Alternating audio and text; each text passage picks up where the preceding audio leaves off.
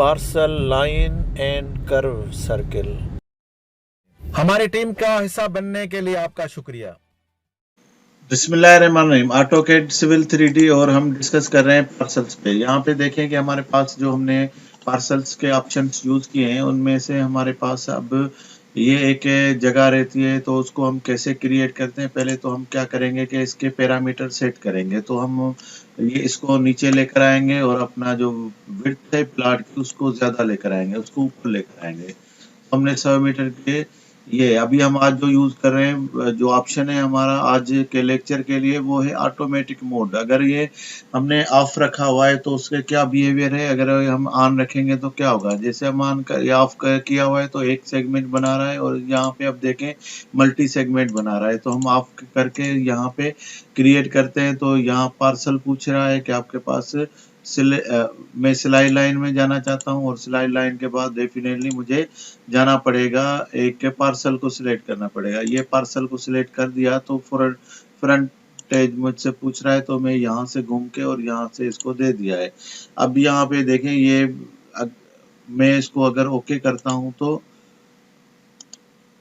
यहाँ पे एक मुझे बना के दिया है। क्यों एक बना के दिया है? क्योंकि यहाँ पे मैंने ऑफ किया हुआ है इसको ऑटोमेटिक मोड का, और अगर इसको मैं ऑन करूंगा तो ये मैक्सिमम जितने भी बनने चाहिए यहाँ पे ये बना के दे देगा। तो यहाँ पे ये एक ज़्यादा है जो जगह है, अगर ये एक्सेप्टेबल है आपको तो आप इसको इंटर कर दें। तो अब ये आपके बन गए।